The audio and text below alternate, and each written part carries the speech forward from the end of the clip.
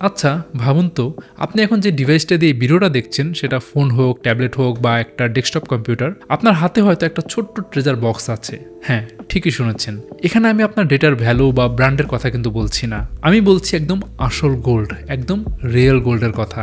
শুনতে হয়তো একটু অদ্ভুত লাগে, অনেকটা আমাদের দেশে চলা গুজবের মতো, কিন্তু সত্যিটা হলো এটা একদম রিয়েল। আপনার প্রতিদিনে ব্যবহার করা ডিভাইসের ভেতরে লুকিয়ে আছে এই মূল্যবান ধাতু।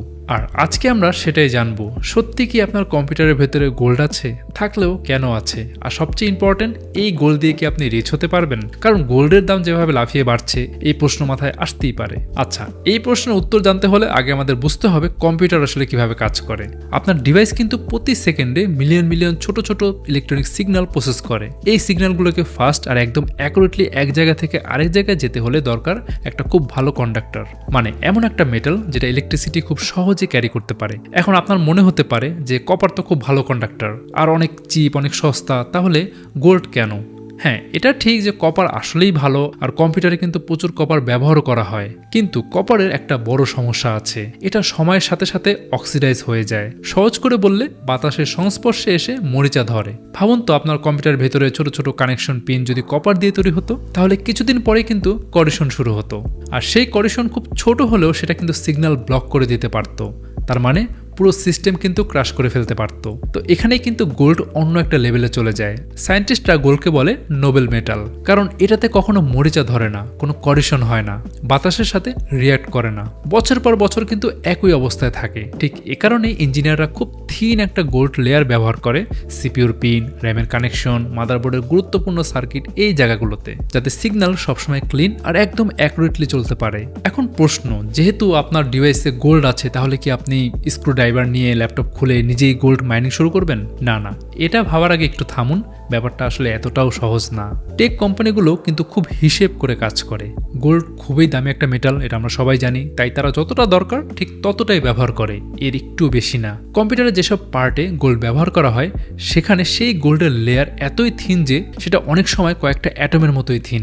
একটা ট্রেডিশনাল ডেস্কটপ কম্পিউটারে মোটামুটি 0.2 গ্রাম গোল্ড থাকে। এখন সেটা গলিয়ে বিক্রি করলে বাংলাদেশে গোল্ডের যে প্রাইস, সেটা হিসাব করলে 3000 টাকার মতো আপনি পেতে পারেন, বাট যে প্রসেস, সেটার কষ্ট কিন্তু আপনাকে ধরতে হবে। আচ্ছা, আপনার স্মার্টফোন এখানে আরও কম, প্রায় 0.034 গ্রাম, মানে মোটামুটি 600 থেকে 700 টাকার মতো আপনি পাবেন। তাহলে তো আপনি ক্লিয়ার, রাইট? একটা কম্পিউটার বা ফোন ভেঙে আপনি কখনোই রকি ভাই হতে পারবেন না। কিন্তু গল্পটা এখানেই শেষ না, আসল টুইস্ট এখন আসে। আচ্ছা ভাবুন তো, পৃথিবীতে এমন ডিভাইসের সংখ্যা কত, যেমন স্মার্টফোন, কম্পিউটার, এগুলো মিলিয়ন না কিন্তু বিলিয়ন। আর এই জায়গা থেকে শুরু হয় আরবান মাইনিং।